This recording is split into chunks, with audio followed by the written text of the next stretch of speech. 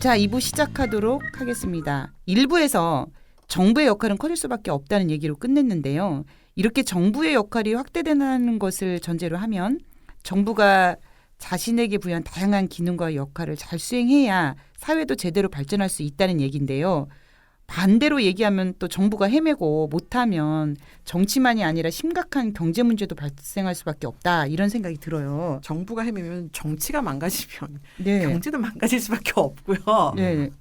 경제가 망가진 걸 정부가 제대로 있으면 세울 수는 있는데 망가진 정치를 가지고 제대로 된 경제가 굴러가는 일은 없어요. 근데 우리가 이제 보통 그 망가진 정부를 실패 국가라고 불러요. 아, 실패 국가에. 네, 그래서 그 failed state라고 해가지고 실패 국가라고 부르는데, 그러니까 그 뜻이 뭐냐면은 정부의 통치 능력 부재로 국가의 기능이 마비되거나 상실된 나라가 이제 실패 국가인데요. 이 실패 국가 목록을 매년 발표합니다. 그게 이제 이게 원래는 실패 국가 지수라는 이름으로 그 발표를 했었었는데. 네. 지금은 이름이 취약국가 지수로 바꿨어요. 왜냐하면 너무 노골적이다. 근데 저 이게 있다는 걸 처음 들었어요. 실패 국가라고 부른다는 거, 이게 공식 명칭인 거잖아요. 네, 이게 이제 뭐 정치학계 내에서는 실패 국가 얘기들이 굉장히 많죠. 왜냐하면 정부가 제 기능을 하고 사회가 안정적으로 잘 굴러가야 되는데 이제 그렇지 못한 나라들이 너무 많이 등장을 하고 있기 때문에 뭐 대표적으로 아프리카에 엄청 많고요. 리비아 요즘 뭐 이런 나라들 전쟁으로 막 내전이 일어나가지고 작동 안 하는 이런 국가들도 엄청나게 많고, 베네수엘라 이런 나라도 사실은 뭐 거의 실패 국가라고 봐도 무방하지 않나 이런 생각이 드는데, 어쨌든 그 취약 국가 지수, 나중에 실패 국가에서 취약 국가 지수로 이름이 바뀌긴 했습니다만, 누가 발표하느냐? 미국의 비영리 단체인 평화기금이라는 단체가 있고요. 국제정치 전문지인 포린 펄러시라고 하는 잡지가 있습니다. 이거는 뭐 정치학하는 사람들은 누구나 다 알고 굉장히 이게 그 중요한 잡지인데 2005년부터 매년 발표를 하고 있습니다. 그래서 그 원래 이름 아까 얘기했지만 이제 이름이 실패 국가 지수였다가 2014년도에 취약 국가 지수로 이제 이름이 바뀌었고요.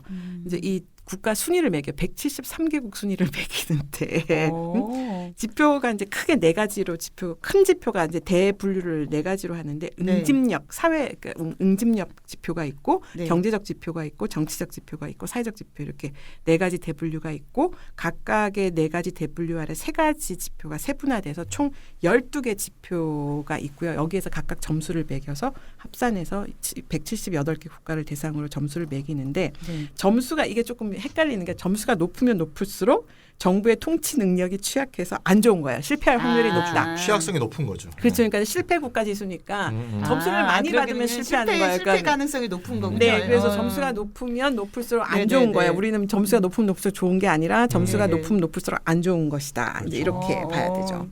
그러면은 이 점수 합산 방법이 뭐예요? 좀 재밌긴 하다. 근데 지표를 어떤 지표를 가지고 이 점수를 매기는지. 근데 저는 다른 건 좀 알겠는데 응집력 지표가 뭔지. 응집력 지표가 첫째가 뭐냐면은 치안 유지력이에요. 치안이 일단 이제 안정적이어야 돼요.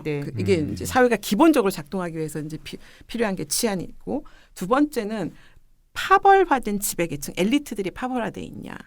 이제 요것도 봅니다. 그래서 이게 완전히 이제 우리나라 지금처럼 진영이 이제 확 나뉘어져 이제 우리나라 같은 경우에는 치안은 뭐 거의 뭐 100점을 받아도 될 것 같은데 100점이 아니죠. 그냥 0점을 받아야 되죠. 여기서는 점수가 낮아야 되니까.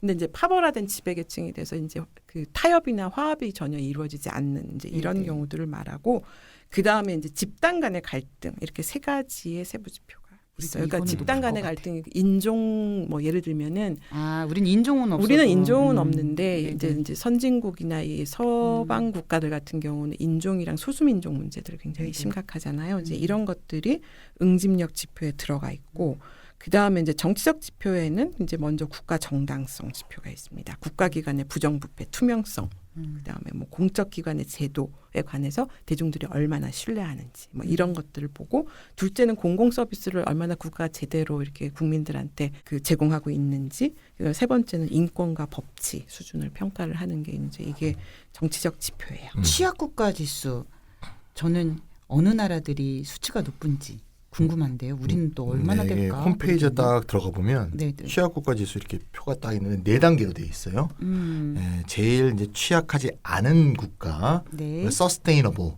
지속 가능하다 이렇게 되어 있고요. 네. 그다음에 이제 stable, 안정돼 있다. 네네. 그다음에 warning, 경고한다 이런 거고요. 예. 맨 끝에 제일 나쁜 게 alert인데요. 네. 굳이 번역하면 경보가 울렸다. 경보. 삐 빨간 경보가 울렸다. 네, 이렇게 네, 네 단계로 볼 수 있는데 네. 2020년 지수에서 이제 alert가 제일 나쁜 거죠. 그러니까 네. 지수가 높은 거. alert 단계에 있는 나라가 31개. 네. 합산 점수 굉장히 많은데요. 네, 합산 점수 90개에서 120. 세계 정치가 엉망이라는 얘기죠. 그러니까 그러네요. 90을 넘는 거가 31개국인데 네. 거기서 1위부터 5위까지가 보면 네. 나쁜 나라. 좋은 게 아닌 거 알겠죠? 1위 네, 네, 5위가. 네. 1위가 예멘, 네, 2위가 소말리아, 3위가 남수단, 네네. 4위가 시리아. 한숨막 나오죠? 주로 진짜 네. 뭐 전쟁, 뭐 5위가 기아, 콩고 네. 민주공화국 이렇게 되겠습니다. 그리고 31개국을 쭉 보면 네. 아프리카만 22개국이니까 아프리카의 얼굴을 알 수 있습니다. 31개국 중에서 예, 예. 22개국이 예. 아프리카. 예. 아 정말 취약하구나. 네, 네. 그러면 북한과 한국은 어떻게 되나요? 북한은 90.2고요. 얼러트 국가. 얼러트 그러네. 국가가 31개라 그랬죠. 네, 그중에서 거기에 32. 속하네요. 32. 예. 그러니까 한국은 32점이니까 훨씬 점수가 낮습니다. 네. 그래서 아래에서 20입니다. 아래에서 그러니까 22. 뭐 그렇게까지 나쁜 건 아니죠. 안정적인 나라죠. 나쁘진 않네요. 네, 되게 그래서- 안정적인. 아, 우리나라 정도면 안정적인 나라죠. 네, 그래서 당연히요. 2단계 스테이블에 속합니다. 네. 거의 이제 서스테이블에 접근했고요. 그러면 취약성 점수가 가장 낮은 국가, 그러니까 가장 서스테이블한 나라의 1, 2, 3, 4, 5위는 지속 가능한. 네. 1위는 핀란드, 네. 2위는 역시나. 노르웨이. 네. 보나 많아요. 보나 3위는 많아요, 스위스, 진짜. 4위 덴마크, 아이고. 5위 아이슬란드, 네. 6위는 연동형 비례대표자는 뉴질랜드 이렇게 되겠습니다. 네. 뻔한 다 거예요, 알 것 뻔한 같아요. 거예요. 예, 예. 아시아 국가 중에서 이 지수가 네. 가장 낮은 나라, 즉 가장 네. 좋은 나라는 싱가포르고요. 예. 예상 가능합니다. 26.3.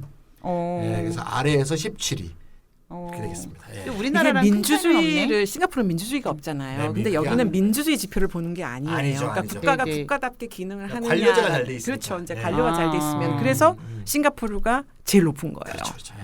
그러니까 우리가 싱가포르에 비해 별 차이가 안 나요? 그렇죠. 예. 오, 정부도 그래서- 나름 한다는 거죠. 예. 네, 그러니까 살짝 네. 높은 수준. 그러니까 싱가포르가 아래에서 17위, 네. 한국이 아래에서 20위, 네. 일본이 오히려 우리보다 지수가 높아요. 아래에서 21위입니다. 이야. 나쁜 거죠, 우리나라. 우리보다 네. 나쁜 거네. 네, 그러니까 네네. 민주주의는 우리보다 높거든요. 네. 민주주의 지수가. 근데 이제 정부가 뭔가 이게 기능하는 예, 것. 이게 관료제 네네. 문제점도 좀 있지 않습니까? 거기가 네네네. 그런 문제가 좀 있는 것 같습니다. 재밌는 근데 뭐 거는 점수 차이가 얼마 안 나요. 네, 그게 그렇구나. 네. 재밌는 건 20년에 가장 심하게 나빠진 나라 2019년에 비해서 이 순위도 1년 있어요. 사이에. 네, 1년 사이에 네네네. 가장 나빠진 나라의 순위에 1위는 네. 칠레, 오. 네, 2위는 모잠비크, 네. 3위는 리비아, 네. 4위는 볼리비아고요. 오. 1년 사이에 심하게 좋아진 나라. 아, 또 심하게 좋아지기도 이런 것도 하네요. 다 네, 보아야 이제 확 돼. 올라갈 수 예, 있죠. 예. 뭐. 몰디브, 전쟁 네. 끝나면 뭐 케냐, 음. 이라크, 수단, 네. 말레이시아 순으로 좋아졌다라고 홈페이지에서 확인했습니다. 아. 예. 재밌죠? 재밌네요. 네네. 아니 일본이 우리나라보다 뭐 민주주의 지수가 높지만 취약하다라고는 했지만 점수 차이는 얼마 없고 네네. 지금 나라들 이게 지속 가능한 나라들 가장 이제 점수가 낮은 취약도가 낮은 나라들을 보니까 민주주의 지수나 국가 청렴도 이런 지수들이 높은 나라들이 취약 국가인 것 같아요. 그렇죠? 취약 국가 지수에서 낮은 거죠. 국가인 것 같아요. 모든 경우가 다 그런 건 아니지만 일반적으로 대개로 보자면 그렇다는 예외가 거죠. 싱가포르 정도 될 싱가포르 거예요. 대부분은 싱가포르 정도 될 이거 거예요. 연결성이 있다는 거죠. 그러면 대체적으로 말 그대로 민주주의 역량이 높다는 것은 갈등 관리 역량도 뛰어나다는 것이잖아요. 그렇죠, 그렇죠. 그러면 제도도 효과적으로 작동하고 있다는 뜻일 텐데 이 지수들을 점검해 보니까 북유럽의 복지 국가들이 결국 큰 정부들이 아닐까 싶어요. 그렇죠. 그러면 이쯤에서 그 결론을 좀 내려주셔야 될 것 같아요. 교수님. 무엇이 큰 정부인지. 네. 일단 네. 그 사회권이 보장되는 자유민주주의 국가 네. 예외 없이 큰 정부가 지배적이다 이렇게 네. 봐야죠. 뭐 우리가 여기 그 취약국가 지수에서도 볼 수 있었는데 네. 일단 사회권이 보장돼야 된다. 네. 이제 그게 중요한 얘기고 왜 그래야지 이제 큰 정부가 되는 거니까 잘 사는 선진국일수록 GDP 대비 재정 그 지출 비중도 높다. 재정 못 사는 나라는요. 네. 불가능해요. 그렇죠. 재정 규모를 늘릴 방법이 없어요. 못 사는 나라는. 네. 그래서 사회가 발전한다는 것 자체가 곧 정부의 규모가 커진다는 것을 의미하기 때문입니다. 이거 굉장히 중요한 메시지인 것 같고요. 그래서 2018년 기준으로 GDP 대비 정부 지출 비중이 제일 높은 나라가 어디냐면 의외인데 프랑스예요. 프랑스죠. 네. 그러네요. 55.6%예요. 왜냐하면 이 프랑스는 여러 가지 면에서 사실 사회보장 제도들이 뒤떨어지기는 한데 그러니까 국유 산업 비중이 상당히 높아요. 그래서 그러니까 비효율적인 관료제와 이런 비중이 굉장히 높아요. 이제 그래서 그 북유럽 국가들보다 훨씬 이 동네가. 근데 뭐 북유럽보다 사회복지가 낮은 거지 뭐 우리하고 비교하면 한참 물론 높은 거니까. 그렇기는 한데 그러니까 프랑스의 특징이 뭐냐면은 프랑스의 모든 노동조합은 공공 부분의 노동조합밖에 거의 없어요. 그래서 네, 그 공공 부분의 노동조합들이 워낙 강경하게 투쟁을 하기 때문에 그러니까 자기네들 먹거리와 자기네들 근로 조건은 확실하게 챙겨갑니다. 이제 그런 특징들을 좀 갖고 있는 나라고 프랑스가.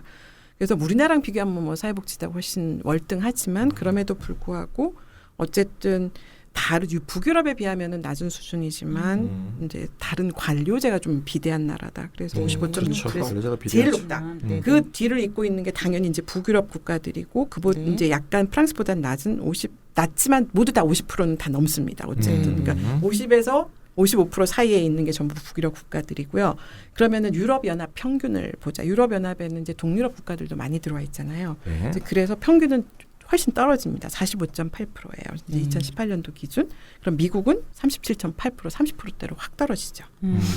그래서 유럽 국가에 비해서는 훨씬 낮은 편이고 아시아에서는 일본이 제일 높아서 40% 가장 높고 우리나라는 아까 말씀드린 30%. 얼마 안 돼. 아니, 아까는 국가 부채, 국가 부채, 국가가 부채가 왜 이렇게 후진국들이 맞아. 부채 규모가 낮은 이유는요. 네네. 후진국들은 빚 내기도 어려워요. 솔직히 말씀드려가지고. 그러니까 자본시장에서 빚을 내야 되는데. 그러니까 일본이 부채율이 뭐 212% 이러지 않았었어요? 이거 이거 엄청나잖아요. 근데 그건 네. 뭐냐면은 일단 재정을 그렇게 많이, 그러니까 재정 규모를 그만큼 늘릴 수 있다라는 거는 두 가지인데, 아니 세금을 징수할 수 있어야 된다라는 의미입니다. 기본적으로 예산의 상당 부분의 수입이 어디서 오냐면 세금에서 오는 거잖아요.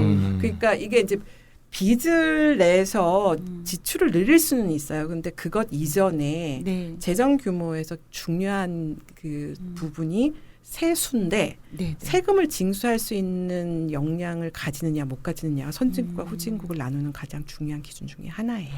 이제 그런 면에서 이 빚을 내서 국가 부채가 많다는 건 국가 빚이 그만큼 많다는 건데 예산 규모는 빚이 차지하는 비중은 얼마 안 되거든요. 세수가 가장 중심적인 비중을 차지하기 때문에 어쨌든 잘 사는 나라일수록 세금 징수하는 능력도 높아지게 돼 있어요. 이제 그렇게 보셔야 되는 거고 그래서 우리나라가 부채 규모가 당시에 작았다는 거는 우리나라 수준에서 세금도 제대로 징수를 못한다는 뜻이에요. 부채 규모 작다고 해서 좋은 게 아니고 좋은 게 아니에요. 아니죠. 그러니까 부채 규모가 높다라고 하는 거는 자본시장에서 그만큼 그 나라의 국채를 신뢰를 가지고 사주는 투자자가 있다라는 의미이기도 해요. 이제 그런 면에서는 선진국만 부채를 내서 재정 지출을 늘릴 수 있는 그런 역량을 가지고 있다. 신뢰를 가지고 있다. 이제 그게 그래서 부채 규모가 늘어나는 것도 마찬가지고 재정 규모가 늘어나는 것도 다 마찬가지로 선진국이 된다라는 것의 대표적인 이 지표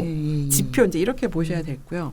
그러면 우리나라 그래서 한 30%밖에 안 돼요. 재정 규모가. 1년 예산 규모라고 보시면 되고 GDP 대비 39%니까 아직 미국보다 한참 뒤떨어지는 아직도 한참 더 키워나가야 되는 이런 처지에 있다라고 볼 수가 있고 아까도 말씀드렸지만 우리나라가 개발도상 국가에서 지금 선진국으로 올라가는 문턱에 있기 때문에 이게 이 정도라는 뜻이 이제 이 정도에 머물고 있는 거고 이제 더 발전하면 발전할수록 더 올라갈 거예요. 그거는 아까도 말했지만 자연 법칙이에요. 그러면 정부가 그러면 모든 걸 통제하는 나라가 있다. 대표적인 국가 우리 주변 이웃 국가죠. 중국이죠. 중국 어떨 것 같아요? 놀라실 겁니다. 2018년 기준으로 봐서 네네. 중국의 GDP 대비 정부 지출이 얼마나 될 것 같으냐. 14.6%에 불과합니다. 네. 근데 아니 후진국이구나, 국가 체제로 보면 체제도 그렇지만 중국이 굉장히 이제 미국을 위협할 정도인데 왜 이렇게 적어요? 우리 아까 박정희 얘기했던 걸 딱 떠올리시면 되지. 그렇죠. 네. 후진국 시대 때. 그래서 재정 규모 기준으로 보면은 중국은 절대 큰 정부는 아니죠. 반면에 중국의 특징이 뭐냐면은 중앙 정부나 지방 정부가 소유하고 있는 국유 산업 비중이 어마무시하게 높죠. 그래서 정부가 시장을 강력하게 통제하고 있는 국가고 국유 산업이 이제 전체 경제의 GDP에서 차지하는 비중이 매우 높지만 경제에서 국가 재정이 정부 재정이 차지하는 비중은 매우 낮습니다. 그래서 앞서 살펴본 그 정부의 다양한 역할 중에서 생산자로서의 정부 기능이 과도하게 비대하다는 점에서는 전형적인 후진국형 큰 정부다. 그러니까 재정 지출 규모를 보면 중국은 절대 큰 정부일 수는 없다. 다만 국유산업 비중을 압도적으로 가지고 있으면서 정부가 직접적인 생산자로서 정부에 개입하고 있는 이 비중이 다른 나라에 비하면 비할 수가 없을 정도로 높기 때문에 이게 이제 후진국형 큰 정부다. 그래서 80년대까지 우리나라도 사실은 좀 전에 말씀드렸던 것처럼 후진국형 큰 정부라고 볼 수가 있어요. 예산 규모나 정부 재정 지출 규모는 GDP의 뭐 10%대 정도에 머물고 있지만 사실은 큰 정부가 모든 걸 다 시장을 다 좌지우지하는 이런 권력을 행사하는 그런 후진국형이라고 볼 수 있습니다. 큰 정부라고 해서 다 좋은 것도 아니네요. 그러니까 후진국형 큰 정부도 있는 거고. 그렇죠. 우리도 80년대 겪었고 지금 중국이 그러고 있고. 그렇다면 큰 정부를 좀 분류를 해주신다면 어떨까요? 그러니까 후진국형 큰 정부 이건 이제 제 구분이에요. 이건 제가 이제 보건데. 그러니까는 사람들이 막 큰 정부, 작은 정부 얘기들을 많이 하고 있는데 이게 사실은 이게 정확한 학문적인 용어가 아니거든요. 이제 그래서 제가 봤을 때 이 큰 정부가 후진국형이 있고 선진국형이 있다. 이제 제 구분이고요. 그러니까 후진국형 큰 정부는 GDP 대비 재정 규모는 매우 낮은 수준이다. 그러니까 중국 같은 경우 우리나라 7, 80년대 이제 박정희 뭐 그때 그 80년대까지도 이제 이런 케이스. 그래서 후진국의 경우는 아까도 말씀드린 것처럼 세금 징수 역량이 아주 취약해요. 그리고 조세 행정 시스템도 갖추고 있지 못해요. 이제 그래서 세금을 징수하고 싶어도 못하는 전형적인 후진국형. 그래서 재정 규모를 확대하는 것 자체가 현실적으로 굉장히 어려운 국가를 말합니다. 이제 그거에 비하면은 산업화를 국가가 주도적으로 촉진을 하는 거잖아요. 직접 나서서. 그래서 정부가 공기업을 설립해가지고 직접 생산자 역할을 하는 것은 오히려 세금 징수하는 시스템 만드는 것보다 훨씬 쉽습니다. 왜냐하면은 행정 시스템도 굳이 필요도 없고 제도도 만들 필요 없이 있잖아요. 기업 그냥 하나 설립해서 운영하면 되지 않습니까? 그래서 그보다 이런 국가로서 제도 기능을 할 수 있는 행정 시스템이나 제도를 갖추는 것보다 훨씬 쉬워요. 그에 반해서 선진국형 큰 정부는 직접 생산자 역할 대신에 이제 그것들은 점차 다 시장한테 다 넘겨주고 그다음에 분배자로서의 역할이 압도적이라고 보시면 되는 거죠. 그래서 GDP 대비 정부 지출 비중이 매우 높은데 그중에서 가장 큰 비중을 차지하는 게 바로 사회복지 지출. 이게 선진국형이다. 그래서 선진국형 큰 정부의 역할은 부의 분배와 재분배의 형평성을 높이는 정부의 그 재분배 역할 기능이 큰 정부가 선진국형 큰 정부다 이렇게 보면 되겠네요. 네. 그러면 후진국형 큰 정부는 공기업이 많고, 정부가 그냥 직접 막 시장에서 자기가 휘젓고 다니면서 이제 하는 거죠. 규제 측면에서는 어떨까요? 그러니까 규제자와 감독자로서의 정부의 역할은 이렇게 구분을 할 수 있을 것 같아요. 그러니까 후진국형은 정부가 시장에서 국유 기업으로 차지하고 있는 비중이 매우 높잖아요. 그 때문에 국유 기업 부분의 자원을 국가가 가지고 있는 뭐 노동이든 뭐 여러 가지 자원을 뭐 금융이든 우선적으로 배분해주는 특혜를 주거나 자유로운 경쟁을 억압하는 시장 규칙을 만드는 게 이제 후진국형이다. 안 그러면 국가가 자원을 다 몰아서 국유 기업한테 줘서 얘네들을 키우는 게 정부의 목적이거든요. 이제 이러니까 그 국유 기업 부분에 이제 특혜를 보장해주기 위해서 시장의 자유로운 경쟁, 공정한 경쟁을 막아야 되는 이런 이익을 자기의 이해관계를 갖게 되죠. 그거에 반해서 선진국형 정부는 공정한 시장 경쟁을 보장하거나 네. 그다음에 소비자를 기만하거나 안전을 위협하는 기업의 불법 편법 영업을 막기 위한 각종 보호 규제를 강화하는 데 집중한다. 선진국형의 국가 개입의 큰 정부들은 네. 소비자 편이다. 그다음에 시장이 공정한 경쟁을 할 수 있는 아까 정부가 판을 만든다 그랬잖아요. 네네네. 정부가 판을 만들어서 그 위에 다 민간 올라가 주체들이 있는, 올라타는데 이 판 자체를 공정하게 만들 기울기를 제대로 그 기울기가 너무 한쪽으로 치우치지 않도록 만들어주는 역할. 왜냐하면 기업이 항상 권력을 집중적으로 가지고 있고 소비자들은 권한이 없기 때문에 그 형평성을 맞춰주는 역할을 하기 위해서 개입해 들어가는 게 선진국형 큰 정부의 규제자로서 감독자로서의 역할이다. 지금 우리 옛날 생각해보면 우리나라에 안전 규제가 있었어요. 지금도 맞아요. 안전 불감증 때문에 난리들이잖아요. 그러니까 선진국일수록 안전 규제가 엄청나게 강하거든요.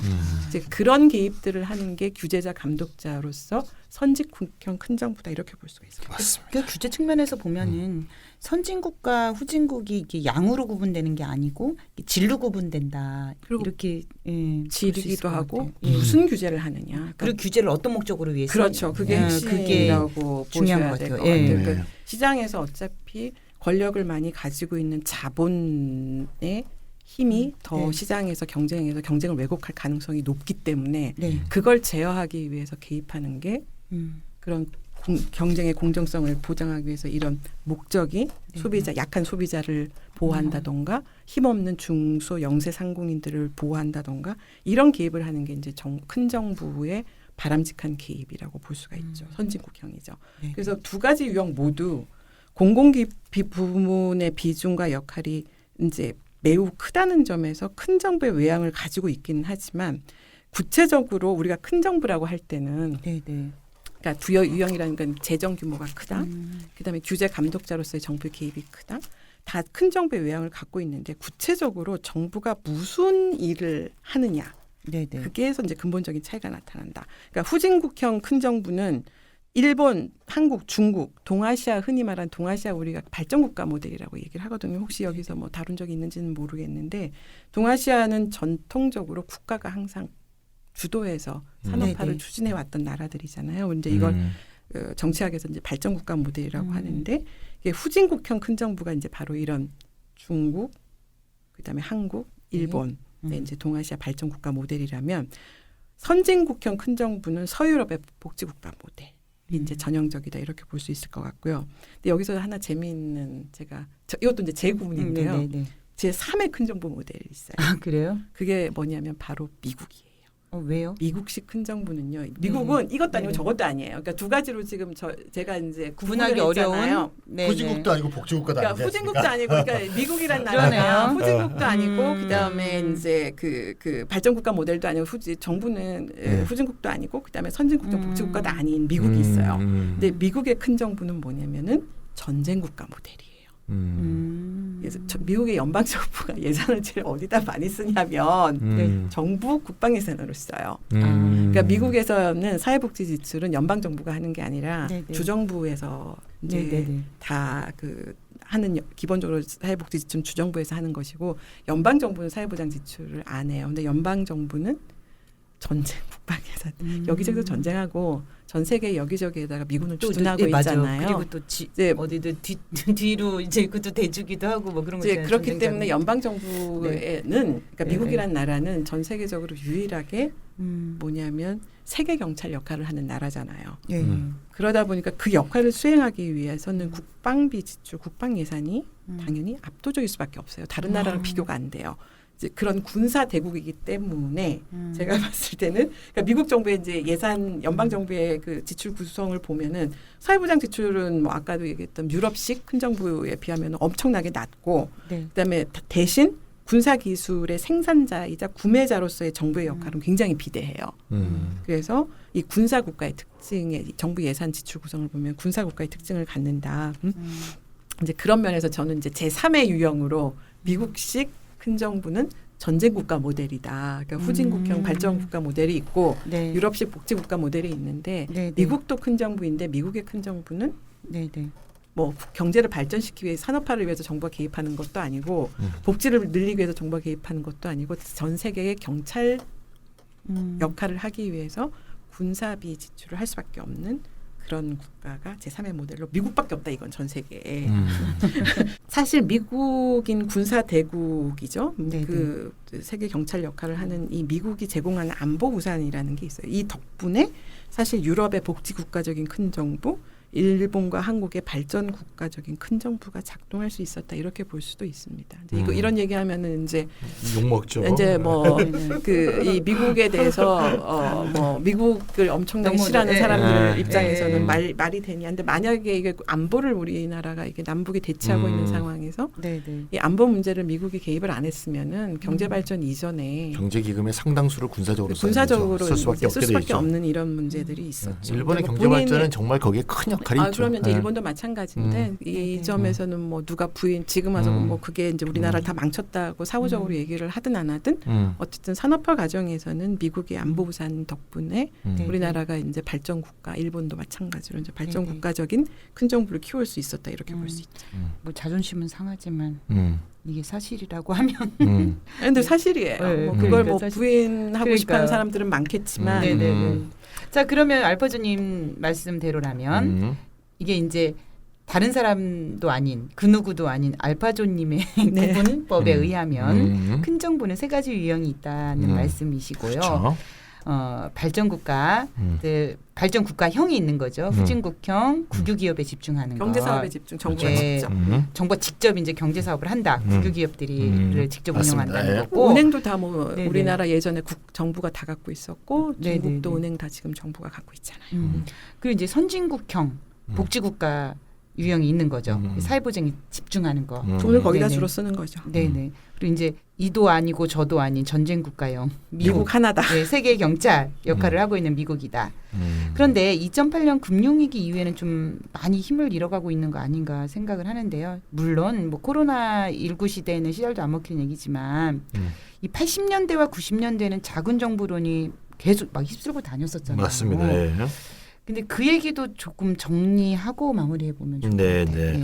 30년대 대공황 이후에 아까 계속 얘기했지만 큰 정부의 역할이 뭐 크게 대두되고 정부의 역할이 많이 확대되어 왔죠. 그래서 심지어 뭐 1960년대 말에 집권했던 닉슨 대통령은 공화당인데도 뭐라고 얘기했냐면 공개적인 현장에서 우리 모두는 케인스주의자다 이런 말도 했어요. 그러니까 그만큼 공화당도 큰 정부의 기조에서 쭉 와다가 이제 80년에 레이건이 집권을 하면서 이제 작은 정부론이 신자유주의 중심으로 굉장히 대두가 됐죠. 그래서 80년대 선진국서부터 이제 영국과 미국을 위시해서 작은 정부론의 도전이 시작돼서 후진구역 큰 정부까지 좀 도전을 받게 되었는데 여기서 우리가 분명히 할 점은 작은 정부가 대두됐다고 해서 큰 정부의 전체를 거부하거나 부정한 것은 아니라는 점. 좀 더 구체적으로 말하면 아까 정부의 역할 네 가지를 얘기했죠.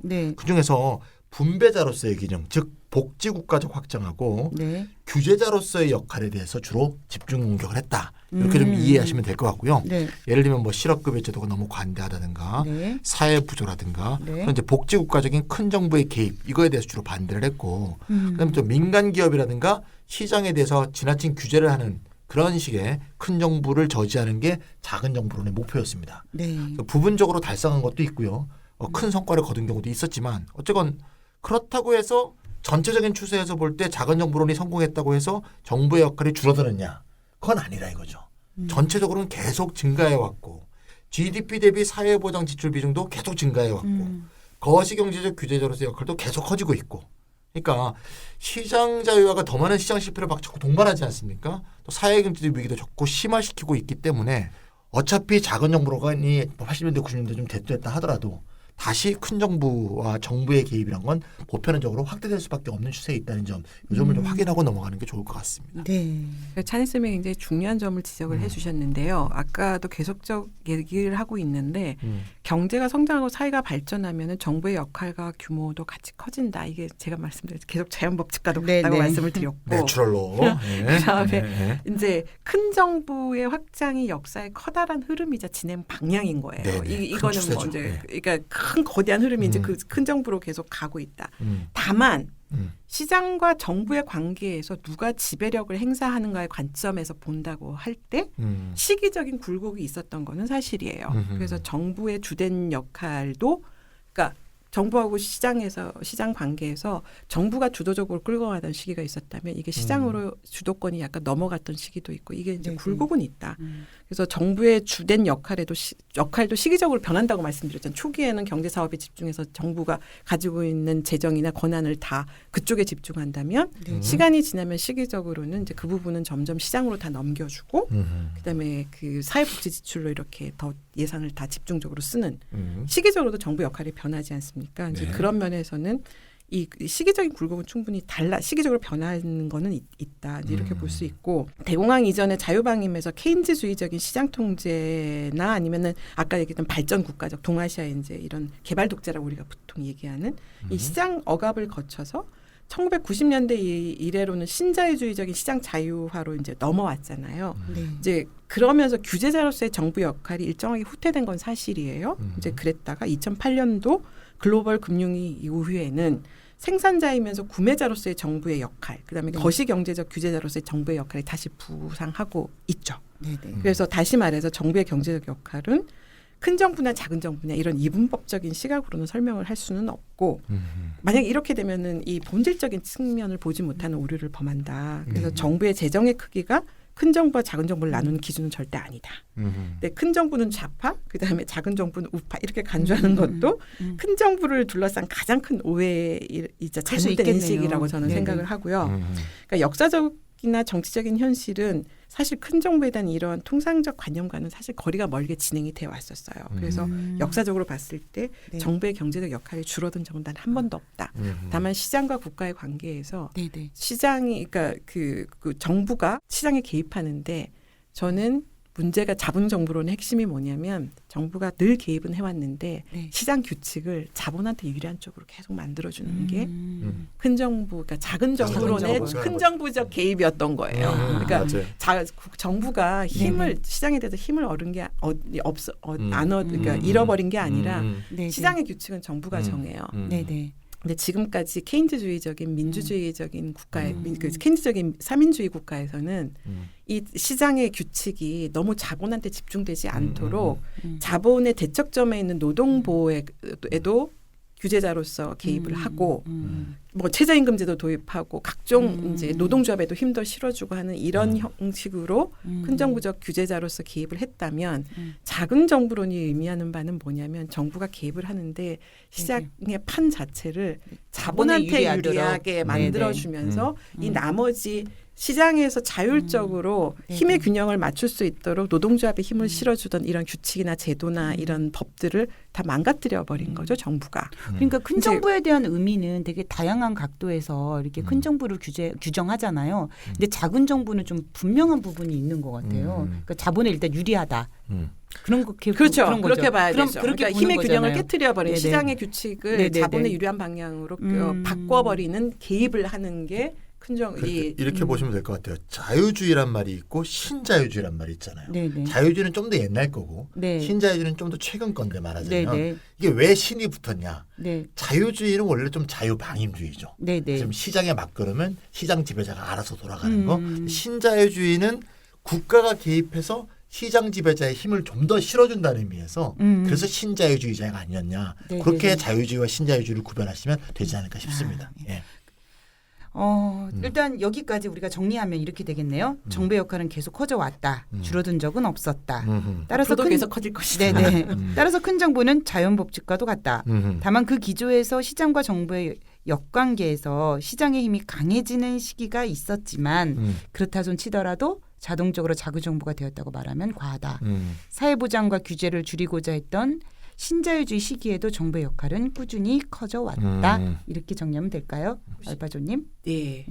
아주 잘 정리하셨고요. 그러니까 신자유주의 시기에서 작은 정부론이 지배하던 이 시기에도 정부는 끊임없이 개입하면서 시장의 규칙을 자본을 위해서 일방적으로 만들어 왔다라는 게 이 작은 정부론의 핵심이다. 그래서 그 IMF가 정부가 계속 재정 퍼부어가지고 사회 통합을 유지하려면 정부 지출 늘려라 막 이런 얘기도 하고 막 그러잖아요. 그래서 소위 작은 정부론의 천병에 서 있었던 이런 IMF도 이제 그런 얘기를 하고 있다라는 거죠. 그래서 지난번 이렇다 방송에서도 얘기를 한번 했었는데 적자재정 논쟁은 사실은 그림자하고의 싸움이에요. 이미 지나간 싸움이다. IMF가 진작에 사회 질서를 유지를 하기, 통합을 유지하기 위해서는 정부가 복지 지출을 늘려야 된다고 얘기한 지가 벌써 한 몇십 년 됐어요. 그래서 진짜 싸움은 사실은 다른 곳에서 이미 벌어지고 있다. 최근에 문재인 대통령까지 직접 나설 정도로 지금 온 나라를 들썩이고 있는 부동산 정책 이런 것들이 그다음에 이제 개인 증권 투자자 과세 논쟁 이것도 이제 다 정돈했거든요. 솔직히 이제 문재인 대통령이 나서서 이제 그린벨트 해제 없는 걸로 했고 원래는 이제 증권 투자 과세를 양도소득세를 부과하려고 했는데 이것도 없는 걸로 만들어. 그렇죠. 그러니까 이게 재정 적자와의 싸움은 어차피 재정 적자 해가지고 큰 정부 계속 늘어날 거예요. 이제 이거는 뭐 못 말리는 아까도 자연법칙처럼 그렇게 가는 거고 실제 전쟁은 여기서 벌어져야 되는 거예요. 근데 그래서 어쨌든 다 정리가 됐는데 이게 이제 저는 안타까운 게 아무리 열심히 일을 해도 월급으로는 절대 부자가 될 수 없죠. 집도 못 사고 이제 이런 상황에서 이 세상은 그대로 두고 불로소득으로 부자를 되는 길을 만들어 주겠다는 것이 이번 정부의 어떻게 보면은 기본 정책 노선 같지 않냐. 좀 심하게 표현하면, 그러니까 개인 투자자들한테 지금 계속 증권 시장에서 그 주식 투자를 하라고 계속 내몰고 있잖아요. 그렇죠. 이런 왜냐하면 달리 돈 벌 방법이 없어요 지금. 이제 그런 상황이고, 그러니까 지금까지 얘기했던 거를 다시 한번 좀 종합해서 말씀을 드리면은 정부의 경제적 활동이 어떤 사회, 뭐 우리나라 사회든 어디든 다 마찬가지 자원의 배분과 소득의 분배에 미치는 영향은 우리가 생각하는 것보다 훨씬 더 큽니다. 그렇죠. 아까도 말씀드렸던 것처럼 기업 하나를 죽이고 살릴 수도 있어요. 더구나 지금은 시장을 키우는 것도 그러니까는 시장이 자기의 힘으로 놔두면 안 커요. 요즘엔. 그러니까 시장을 키우는 것도 그다음에 커진 파이를 어떻게 나눌 것인가를 결정하는 것도 지금 거의 정부의 손에 다 달려 있어요. 지금 다 정부만 쳐다보고 있는 중이에요. 대기업들도 다 마찬가지잖아요. 그렇죠. 그래서 정부가 무엇을 위해 어떻게 경제에 개입하느냐 자원의 분배와 재분배를 결정하는 정부의 막강한 권한을 누구를 위해 사용하느냐 이게 문제의 핵심이다. 이게 이제 작은 정부론과 큰 정부론에서의 논쟁의 핵심이지 재정 지출 한 해만에 이 문제는 사실은 다 그림자와의 싸움이다. 레이건 말씀하셨는데 레이건이 이제 미국에서 신자유주의를 도입해서 이제 시장 자유론을 주장했지만 레이건 때 정부 재정 지출 규모나 부채 규모가 제일 많이 늘어났거든요. 이제 그런 것처럼 그 기준으로는 큰 정부를 볼 수는 없다. 이제 그래서 그 재정의 크기를 둘러싼 이 그림자와의 싸움으로 전선이 흐려져서는 안 된다. 이제 이런 생각을 하고 있습니다. 알파주님 얘기가 우리가 시사점이 정말 큰 것 같습니다. 이게 재정 투입 액수가 얼마냐? 이건 전혀 중요한 게 아니고 지금 세 가지 얘기를 하신 것 같아요. 무엇을 위해? 그럼 어떻게? 누구를 위해? 정부의 권력과 재정을 사용하는가. 이게 그렇죠. 핵심이다. 그럼요. 그러니까 어떻게도 굉장히 중요한데 그렇죠. 어떻게도 굉장히 중요하죠. 취약계층한테 모든 정부가 가지고 있는 재정 사회보장 지출을 다 몰아줄 거냐 아니면 기본소득 같이 모든 국민들 상대로 n분의 1로 나눠줄 거냐 이게 어떻게 해당하는 그렇죠. 거예요. 어떤 영향을 미치는 가 다 다르죠. 이게 어떻게 나눠줄 거냐. 정부가 이제 이 소득 재분배에 개입을 할 수밖에 없고 앞으로도 이 역할은 더 커질 수밖에 없는데 지금처럼 계속 이렇게 할 거냐 아니면 기본소득 방식으로 할 거냐 어떻게도 굉장히 중요한 문제입니다. 그러니까 결국은 정부가 발표하는 재정 투입의 어떤 액수 있잖아요. 거기 속지 않아야 될 것 같아요. 추경 얼마니 뭐 할까 말까 금액 그 총액에 속을 게 아니라 그 총액을 주고 뭐 이거 중요한 거 아니라고. 그러니까 그 총액을 어떻게 사용할 거냐. 그렇죠. 그러니까 무엇을 위해서 어떻게 누구를 위해 사용할 거냐. 맞습니다. 이렇게 이제 들여다봐야 될 것 같아요. 그러면 그 기준으로 봐야 진짜 싸움을 할 수가 있다. 맞습니다. 아유, 고맙습니다. 저도 이제 정부를 대상으로 싸워야 될 것 같은데. 자, 명심하도록 하겠습니다. 오늘 큰 정부를 주제로 다룬 이렇다 180회 이것으로 마치도록 하겠습니다. 안녕히 계세요. 감사합니다. 수고하셨습니다.